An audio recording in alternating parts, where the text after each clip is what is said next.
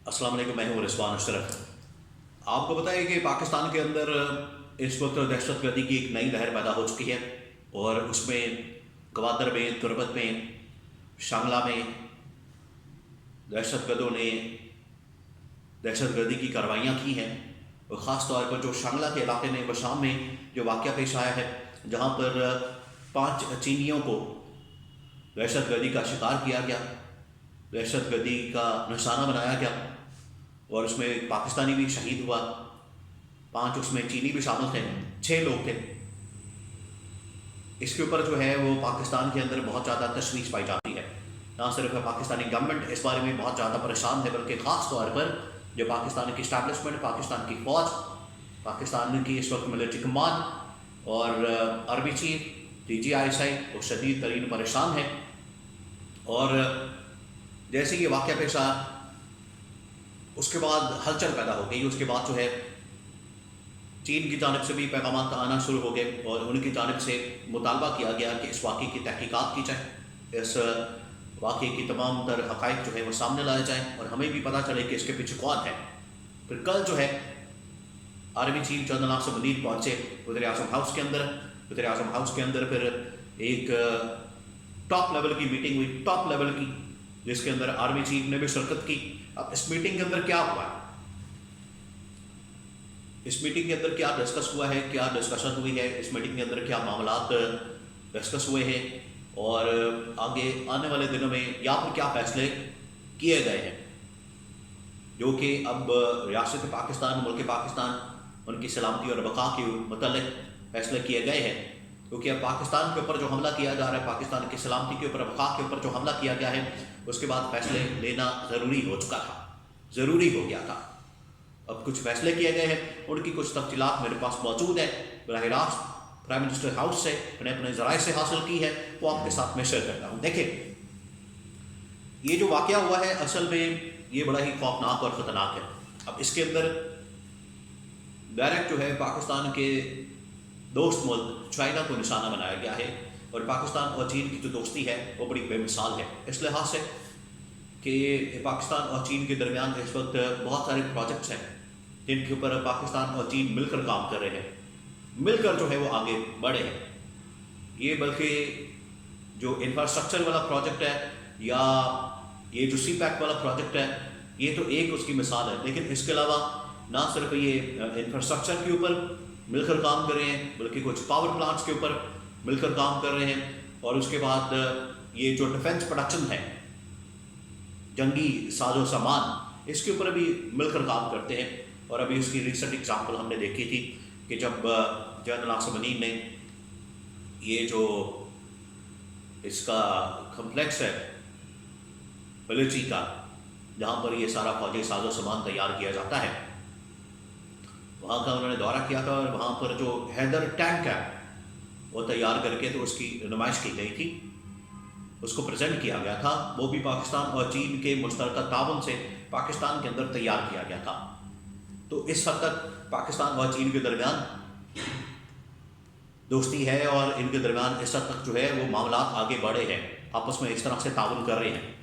लेकिन ये जो वाक़या हुआ है ये असल में बराह रास्त टारगेट किया गया है चीन को और पाकिस्तान की दोस्ती को, चीन और पाकिस्तान की दोस्ती को ये टारगेट किया गया है, क्योंकि मुसलसल पाकिस्तान के ऊपर प्रेशर है कि आप चीन के साथ ये जो CPEC के प्रोजेक्ट्स हैं या आप ये जो और चाइना के साथ जो आपके प्रोजेक्ट्स हैं, वो चाहे डिफेंस प्रोडक्शन के हवाले से हों या इंफ्रास्ट्रक्चर के हवाले से हों, पावर प्लांट्स के हवाले से हों, वो तमाम के तमाम जो प्रोजेक्ट्स हैं या जो इवन के फाइनेंशियल मामलात भी होते हैं, उनके ऊपर जो है वो आप थोड़ा सा कंट्रोल करें, उनको रोकें, उनको बंद करें। कि इस किस्म की बातें, इस किस्म के मैसेज और इस तरह की धमकियाँ पाकिस्तान को मिलती हैं और पाकिस्तान इसके ऊपर कायम मुतायन है। ख़ास तौर पर जो पाकिस्तान की फ़ौज है, उन्होंने कहा हुआ है ये रियासत का फैसला कि हमने चीन के साथ मिलकर चलना है, हर हाल में चलना है। देखिए, इमरान खान के दौरे हुकूमत में जो फॉरेन पॉलिसी बनाई गई थी वो बड़ी ज़बरदस्त थी। इमरान खान ने क्या किया था? इमरान खान ने ये किया था कि हमने जो फॉरेन पॉलिसी है, जो खारजा पॉलिसी है, वो हमने अपनी मर्ज़ी, इंडिपेंडेंस के साथ, अपनी आज़ादी के साथ, खुद मुख्तारी के साथ चलानी है और हमें कोई डिक्टेट ना करे। ہمیں کوئی نہ بتائے کہ آپ نے کس کے ساتھ تعلقات رکھنے ہیں، کس کے ساتھ نہیں رکھنے. ہم نے اپنی مرضی کے مطابق جس ملک کے ساتھ ہمارا مفاد ہے، جس ملک کے ساتھ ہماری انٹرسٹ ہے، جس ملک کے ساتھ ہماری دوستی ہے، ہم نے اس کے ساتھ تعلقات بڑھانے ہیں، وہ چاہے ایران ہو یا چائنا ہو یا افغانستان ہو. اب آپ اس سے اندازہ کریں کہ ایران کے ساتھ پاکستان کا جو گیس پائپ لائن والا معاملہ ہے وہ اس وقت پھنس گیا کہ امریکہ نے وہاں پر پابندیاں لگائی ہوئی ہیں. پاکستان اگر جاتا ہے ایران سے گیس حاصل کرنے کے لیے تو امریکہ جو ہے ادھر سے پابندیاں لگا دے گا. اب پاکستان نے ایران کے ساتھ معاہدہ کیا ہوا ہے. اب آپ اس بات کو سمجھیں کہ پاکستان نے ایران کے ساتھ معاہدہ کیا ہوا ہے، اگر معاہدے پر عمل درآمد نہیں کرتا تو ایران جو ہے وہ عالمی عدالت میں چلا جائے گا اور وہاں سے ٹیکس لگے گی پاکستان کو اور پھر جرمانہ ہو جانا ہے. اگر گیس پائپ لائن کی ڈیل کو ڈن کرتا ہے، آگے لے کر چلتا ہے، امریکہ جو ہے پابندیاں لگا دے گا. تو یہ کس قسم کی پالیسی بنائی گئی ہے، فارن پالیسی، جو پچھلے پی ڈی ایم کے گورنمنٹ میں دور میں اتنی تباہی اور بربادی پھیری ہے ہر ڈپارٹمنٹ میں، ہر سیکٹر میں.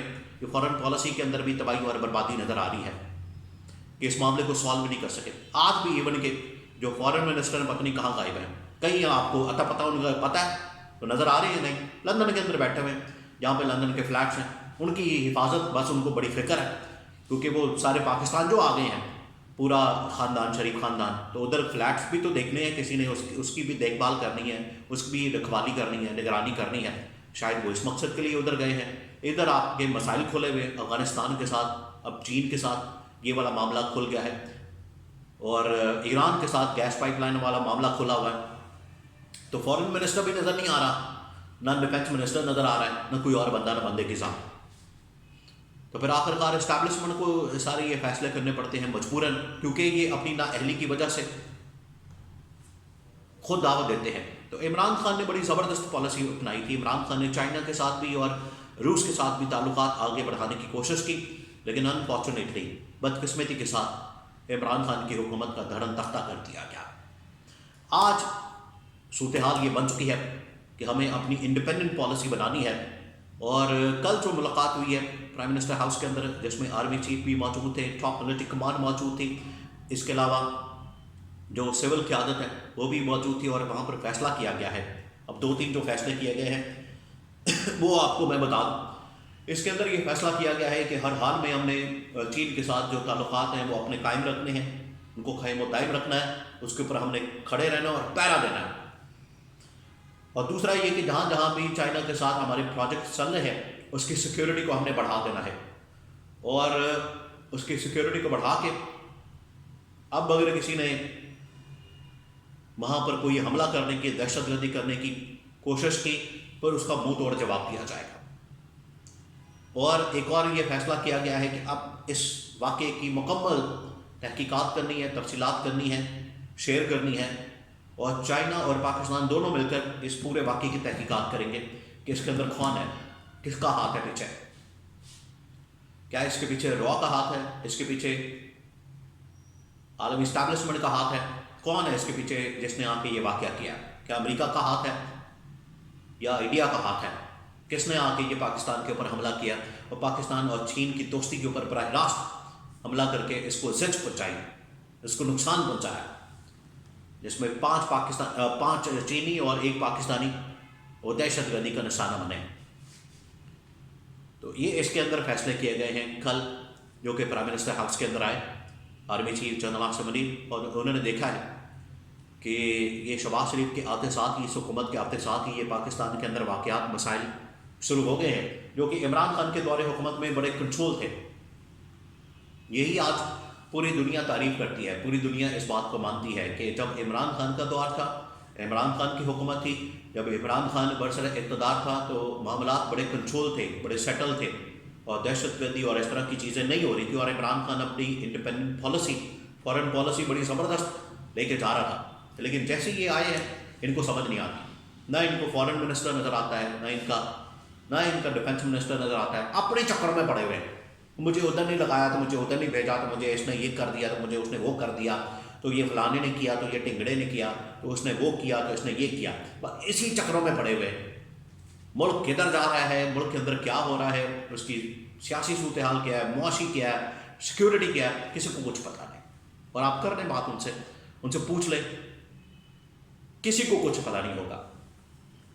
لیکن کل جو ہے اسٹیبلشمنٹ نے خاص طور پر جنرل آصم نے یہ انتہائی اہم ترین فیصلے کیے ہیں، اور انہوں نے چین کے ساتھ بھی کھڑے ہونے کا اعلان کیا ہے کہ ہم چین کے ساتھ کھڑے ہیں، اور یہ جو جس نے حملہ کیا اس کو اب ہم منہ توڑ جواب دیں گے، ان کو نہ صرف ننگا کریں گے، ان کو ایکسپوز کریں گے، ان کا جواب دیا جائے گا، اور آئندہ سے اگر کوئی بھی پاکستان کی طرف اس طرح سے دہشت گردی کا حملہ کرنے کی کوشش کرے گا تو اس کی آنکھیں نکال دی جائیں گی۔